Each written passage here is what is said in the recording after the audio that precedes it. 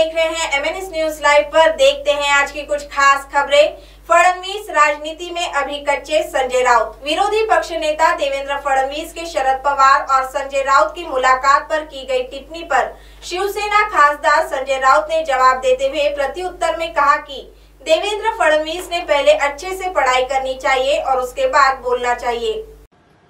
त्याच्या आधी शरद पवारांच्या राजकीय झंझावातावर माननीय बाळासाहेब ठाकरे यांनी मार्मिकमध्ये एक अग्रलेख लिहिला होता। त्या अग्रलेखाचं हे टायटल आहे। एक बाळासाहेबांनी म्हटलं होतं त्या काळामध्ये एक शरद बाकी गारद। खरं बाळासाहेबांनी तेव्हा दोन शरदांविषयी म्हटलं होतं। दुसरे शरद होते शरद जोशी, तेव्हा त्यांनी दोन शरद सगळे गारद म्हटले होते। आता एक शरद नाही आहेत ते, त्याच्यावर राहिले एकच शरद आहे। तेव्हा थोडंसं अजून अभ्यासामध्ये त्यांना बेस पक्का करावा लागेल। राजकीय अभ्यासामध्ये हे बाळासाहेबांचं वाक्य आहे। पवारांविषयी म्हटलं त्यांना माहित नसेल, तेव्हा ते राजकारणात नव्हते। आम्ही होतो बाळासाहेबांवर काम करत होतो। तो वही विरोधी पक्ष नेता देवेंद्र फडणवीस गुरुवार को औरंगाबाद के दौरे पर थे। इस दौरान उन्होंने कोविड अस्पताल में बैठकर पत्रकारों से बातचीत के दौरान कहा कि कोरोना स्थिति में हमें कोई राजनीति नहीं करनी है। कोरोना से लड़ाई हमारे लिए सबसे ज्यादा जरूरी है। त्यांनी एका पेशंटकडनं किती पीपीई किटचे खर्च घ्यावे हा प्रश्न हॉस्पिटलवर सोडला। त्यामुळे या जीआरच्या माध्यमातून त्यांनी जे कॅपिंग केलंय त्याच्या 4 पट पैसे घेण्याकरता दालत या जीआरने घडून दिलेला आहे। हे जोपर्यंत रद्द होत नाही तोपर्यंत यातनं जो सामान्य नागरिकाला जी पिळवणूक होते ती बंद होणार। सर, युरियाबद्दल एक प्रश्न विचारला। शेतकऱ्यांना युरिया भेटवणे राज्यात प्रश्न निर्माण झालेला आहे।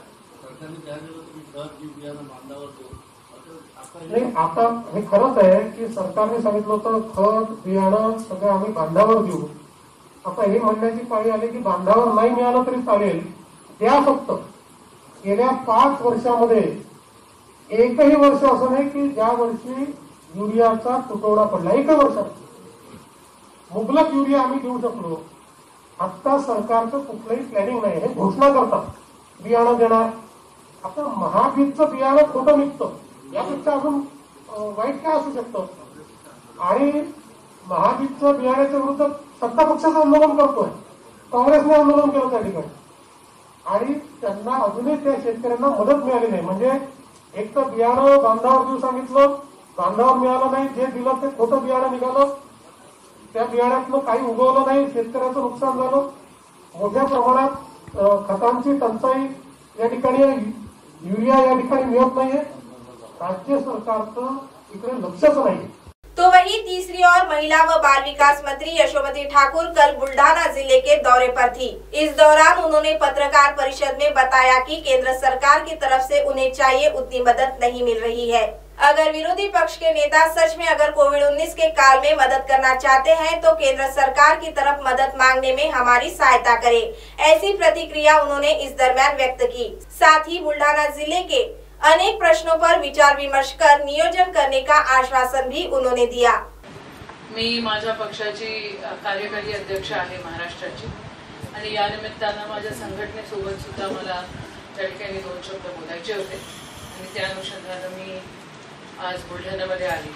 मागच्या 2-3 महिन्यामध्ये यायचं असं होतं, कारक सगळं आढळलं, कारण त्यांचे व्हॉट्सअप ग्रुप आहे आणि त्या ग्रुपमध्ये सगळे अपडेट्स डेली त्यांनी मला दाखवले, आणि ते अपडेट्स वर विश्वास केलाच पाहिजे। काही ठिकाणी फॉरेस्ट एरिया आहे आणि त्या ठिकाणच्या काही अंगणवाडी अजून बांधाव्या अशा मला तिथे सूचना आलेल्या आहेत, आणि त्या सूचना पुढच्या काळामध्ये कशा पूर्ण करता येतील या अनुषंगानं नक्कीच आम्ही काम करू। आज महावीमचं खरोखर खूप चांगलं काम तिथं सुरू आहे, आणि या निमित्तानं बचत गटांच्या ज्या महिला आहेत त्यांच्यासाठी एखादं मार्ट आपल्याला इथं सुरू करता येतं का, नाबार्डच्या मदतीनं हे याचे आम्ही आज खरं पुढच्या काळामध्ये ते नक्की होईल त्याचं नियोजन करतो आहे। त्या बचत गटांना जास्तीत जास्त एक्सपोजर मिळालं पाहिजे, त्यांचे जे सामान आहे त्याला मार्केट मिळालं पाहिजे, आणि म्हणून जसं वाशिम मध्ये मार्च अपन केलेला है तसं कोरोना के पेशेंट को देखकर उन्होंने सरकार के ऊपर गंभीर आरोप लगाए हुए हैं। हाँ, इस बारे में आप पूरे क्या हिंदुस्तान में बढ़ रहे हैं। मोदी साहब के ऊपर भी लगाइए बोलना हो तो हिंदुस्तान में बढ़ रहे हैं ना। केंद्राची जशी पाहिजे तशी मदत या ठिकाणी मिळत नाही आहे। जे काही करतायत ते महाराष्ट्र सरकार या ठिकाणी करण्याचा प्रयत्न करतायत। विरोधी पक्ष नेते जर म्हणत असतील आणि कोविडच्या काळामध्ये जर त्यांना खरोखर या ठिकाणी मदत करायची असेल तर त्यांनी केंद्र सरकारकडनं मदत मागण्यामध्ये आम्हाला मदत करावी। अब आप हमारे चैनल को ऐप पर भी देख सकते हैं। प्ले स्टोर में जाकर MNS हिंदी लिखिए और ऐप डाउनलोड करें। साथ ही साथ आप हमारे फेसबुक पेज को भी लाइक कर सकते हैं और उन पर भी खबरें देख सकते हैं। लिंक ट्विटर, हाइक और इंस्टाग्राम पर भी आप हमारी खबरें देख सकते हैं। आप हमारे चैनल को YouTube पर भी देख सकते हैं और इसे YouTube पर सब्सक्राइब करना बिल्कुल भी ना भूलें। फिलहाल वक्त हो चला एक ब्रेक का। ब्रेक से लौटने के बाद देश और दुनिया की तमाम बड़ी खबरें देखने के लिए बने रहे MNS न्यूज लाइव के साथ। नमस्कार।